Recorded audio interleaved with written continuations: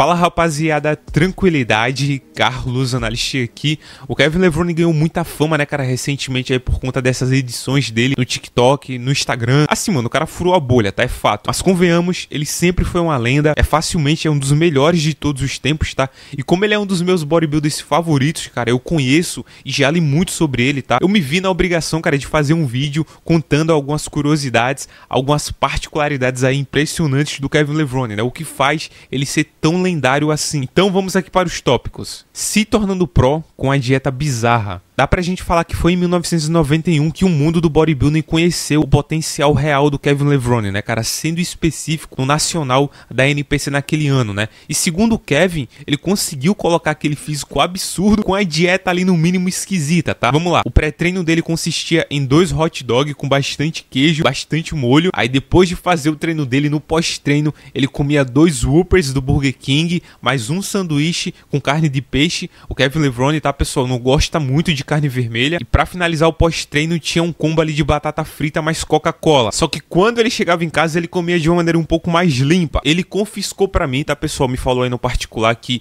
o que ele usava, né, quando chegava em casa eram os suplementos da Growth, né? Whey protein ali de 1 kg, aquela creatina com muita qualidade. Falou também que usava o cupom do Carlos. Porém, né, pessoal, ele não falou isso, tá na mídia assim, pra galera não pegar o segredo dele, né? E, pô, você viu, né? O cara começou daquele jeito, então imagina a galera sabendo que o segredo é o cupom do Carlos. Por isso que eu só falo pra vocês aqui do canal, entendeu? Então, Kevin Levrone, né? Eu sei que você tá assistindo esse vídeo aí, irmão. Tamo junto, tá? Muito obrigado pela moral. Eu utilizando sempre, cara, o cupom do Carlos. Cara, desde essa época Pô, muito obrigado, Kevin, tá? Porém, pessoal, a história que ele contou pra mídia, né, é que quando ele chegava em casa, ele fazia 4 refeições mais limpas, tá? Um arroz ali com frango, arroz com peixe. E pra finalizar o dia, de noite, ele comia 12 claras de ovos, uma fatia de torta de maçã que ele comprava no mercado próximo e um sorvete de baunilha. E pasmem, ele comeu tudo isso até o dia do campeonato. E o físico que ele apresentou foi esse físico absurdo aí que chocou o pessoal do bodybuilding nessa época. Olha que louco, né? O cara apresentou esse shape sem levar tão a sério assim, ou melhor, né,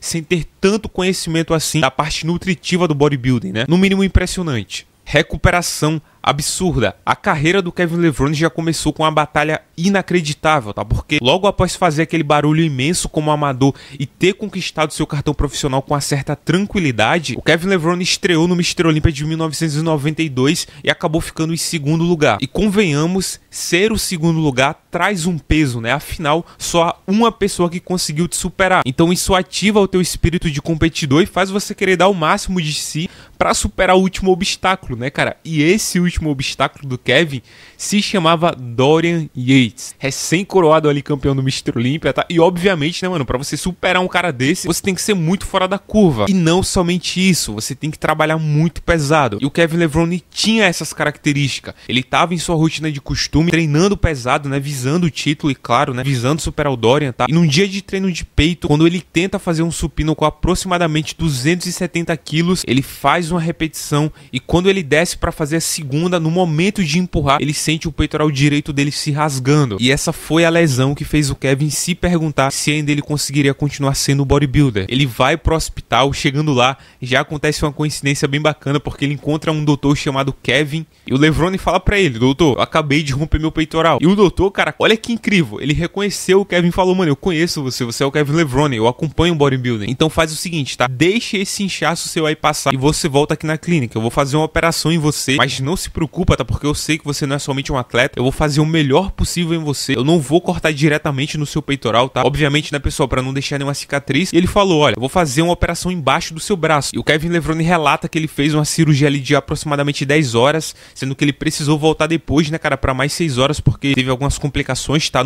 Na recuperação dele. E basicamente o Kevin Levrone tinha rompido o peitoral maior dele, o peitoral menor, e teve o tendão ali do peitoral, cara, quase totalmente rompido. E aí vem a parte mais absurda. O Kevin Levrone ficou 4 meses parado, ele saiu de 113 e 114 quilos mais ou menos para 97 quilos, e nesse período de tempo ele só ficou apto para voltar a treinar em junho, sendo que o Mr. Olympia era em setembro, ou seja, 3 meses para se preparar. E detalhe, tá? Ele não podia desistir porque ele tinha um contrato a cumprir, né? E a vida do Kevin, cara, em termos financeiros, dependia desse contrato. E aí o que que acontece? Ele consegue retornar naquele ano de 1993 com apenas 3 meses de preparação preparação e ele apresentou a maior versão da carreira dele até aquele momento. Aquela foi a melhor versão do Kevin? Definitivamente não, tá? Mas foi boa o suficiente para garantir para ele um top 5. E esse top 5 mudou a perspectiva do Kevin sobre as futuras competições dele, porque a partir de agora ele sempre iria ter uma preparação muito intensa, mas também sempre muito curta.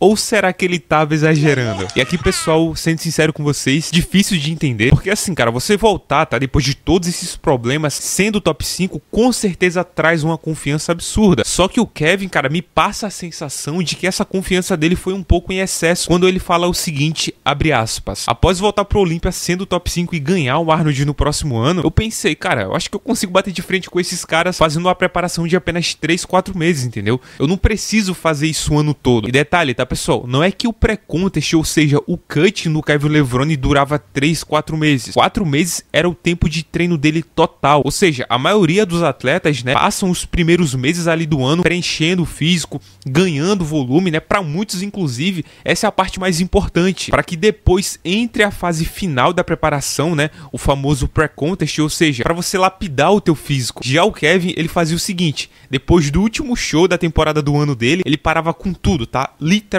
tudo, dieta, treino, recursos, e ele se dedicava 100% a escrever músicas, fazer shows, curtir a vida dele, e quando ele tinha um campeonato em vista, aí ele tirava, né, 4 meses para fazer a preparação dele. E claro, era aquela visão de túnel. Mas Carlos, será que é verdade isso, mano? É possível um negócio desse? Porque aí entra um ponto de conflito, sabe? Se o Kevin só fazia 4 meses de prep, como ele conseguiu competir tanto e ganhou tantos shows, né, mano? Eu não sei se vocês sabem, tá? Mas o Kevin ganhou mais de 15 shows profissionais depois de 1993, né? Sem falar das inúmeras vezes que ele foi top 2. Será que esse papo aí de só 4 meses focado não é uma narrativa dele pra criar um misticismo em volta, né, cara? Pra criar essa aura aí de um cara diferenciado demais? Bom, a primeira vez do Kevin Levrone falando sobre isso foi no DVD Maryland Muscle Machine, tá? Ou seja, lá em 2000 ele já tava falando sobre isso. E sendo sincero, eu não acredito que seja só uma narrativa pra deixar ele mais badass. Até porque, pelo menos pra mim, isso aí tira um pouco, entendeu, do brilho dele, né? Parece que ele não se dedicou tanto. Porque imagina esse cara focado o ano todo em treino, em dieta, entendeu? O que ele poderia alcançar? Mas independente disso, rapaziada, vamos aqui tentar procurar os fatos, tá certo? Primeiro, a maioria dos shows vencidos pelo Kevin Levrone foram os Grand Prix. E geralmente, pessoal, esses Grand Prix aconteciam muito próximo do Olympia, né? Um pouco depois do Olympia, no caso, tá? E isso com certeza tem lógica baseando-se no relato dele, porque ele fazia uma prep pro Olympia, né? E aproveitava essa preparação pro Olympia e ia fazer a turnê dele de campeonato. Porque lembrando, pessoal, os Grand Prix aconteciam em sequência, tá certo? Não tinha uma distância muito grande de um Grand Prix pro outro. Tinha distância de localidade, tá? Uma hora você poderia estar competindo na Espanha, outra hora lá na Rússia, só que era mais ou menos tudo ali no mesmo mês, entendeu? Era uma semana em um país, outra semana em outro país, então dá pra encaixar essa agenda dele com a história que ele relata. Só que o problema é que tem alguns campeonatos que meio que contradizem, né, cara, essa agenda aí do Kevin Levrone. Por exemplo, o San José Pro, que ele competiu em 1994 e em 1996 também, é mais ou menos no meio do ano, entendeu? E no ano de 98, pessoal, ele também fez 3 campeonatos que não, digamos assim, se encaixa nessa agenda. Ele foi pro São Francisco Pro, uma semana depois ele foi pro Toronto Pro e 2 semanas depois ele foi pro Night of Champions. E detalhe, esses campeonatos aconteceram entre abril e maio. Ou seja, pessoal, para ele ter participado desses campeonatos, não dava para ele tirar uma férias muito grande depois do Olympia, né? Que acontece geralmente entre setembro e novembro. Só que aí, pessoal, tem 2 pontos aqui que vão a favor do Kevin Levrone. Primeiro, todos esses shows que ele participou, a não ser o Night of Champions, eram por convite. Do mesmo jeito que é o Arnold Classic, por exemplo. Então faria sentido, entendeu? Ele abrir uma exceção para ir para esses shows, né? Então daria pra gente falar que essa estratégia dele de apenas treinar 3, 4 meses foi algo que ele usou sim em muitos anos, mas não necessariamente em todos os anos da carreira dele. Só que sem dúvidas o que dá mais embasamento para essa história do Kevin Levrone é o relato sensacional do Dave Palumbo. Em 1996, o Dave Palumbo foi convidado para ajudar o Kevin Levrone numa preparação pro Arnold Classic. E o Dave Palumbo conta essa história várias vezes. Ele fala que ele viu uma foto, né, porque eles tinham um amigo em comum e esse amigo em comum levou uma foto do Kevin Levrone faltando ali algumas semanas pro show e falou, olha, ele tá assim, tá? Ele tá desse jeito. E o Dave Palumbo olhou a foto e falou, cara, é impossível fazer isso. Ele tá parecendo que nunca treinou na vida. Ele tava facilmente ali abaixo dos 100 quilos. Aí esse cara falou, não, mano, relaxa, dá pra fazer, porque ele é um cara hiper responsivo. Então, quando ele começar, você vai ver, ele vai se transformar. O Dave Palumbo, tá bom, né? A gente vai fazendo as coisas aí, depois eu vejo. Aí passa algumas semanas e quem reaparece? Kevin Levrone. Cara, é muito engraçado o Dave Palumbo contando essa história. Eu vou legendar pra vocês. Mas resumindo, quando o Kevin Levrone chega e tira o moletom que ele tava usando, cara, o Dave Palumbo fala, eu queria desistir ali, eu não queria mais competir, porque como é que eu iria ter chance contra aquilo? Vejam aí, pessoal. I think that Tony Davies, who is our mutual friend, brought the picture up to me. You were at 12 weeks out. I said, there's no way this guy's going to make the show. I said, he never trained. He's like, Dave, he's a hyper responder. I'm telling you, he'll put the size back on. I said, all right, well, let's do this and do this. We talked on the phone. I'll come up in 6 weeks. When I came up in 6 weeks, and I tell the story all the time, and you took your shirt off, I almost fucking passed out because I couldn't believe the progress you had made from 6 weeks earlier to then was like a 10-year career in most bodybuilders. That's how much muscle you had gained.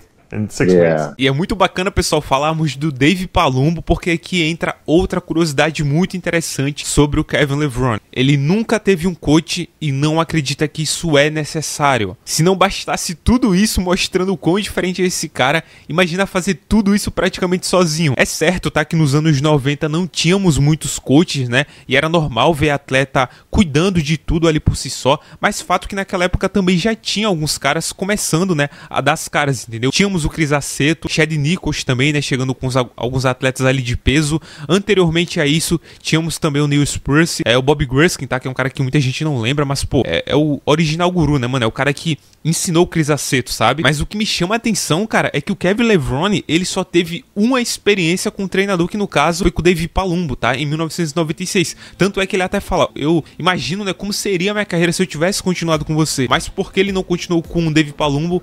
Porque ele queria ser um mestre do próprio corpo dele, e também porque ele não queria usar tudo que o Dave tava querendo passar pra ele, entendeu? E o Kevin, mesmo tendo curiosidade pra saber como seria caso ele entregasse ali na sua preparação nas mãos do Dave Palumbo, ele fala o seguinte, abre aspas, o coach não entra no palco com você. Eu realmente não acredito que você precisa de um coach, tá? Mas o que você precisa é achar aquilo que funciona melhor pra você. Bom, independente se é necessário ou não, uma coisa que é fato, pra você chegar no nível que o Kevin chegou sem coach, você tem que ser muito diferenciado. E lembrando que suplementos de qualidade é na Growth Suplementos. Utilize o cupom Carlos que ajuda muito, beleza, rapaziada? Tamo junto, valeu, é nóis.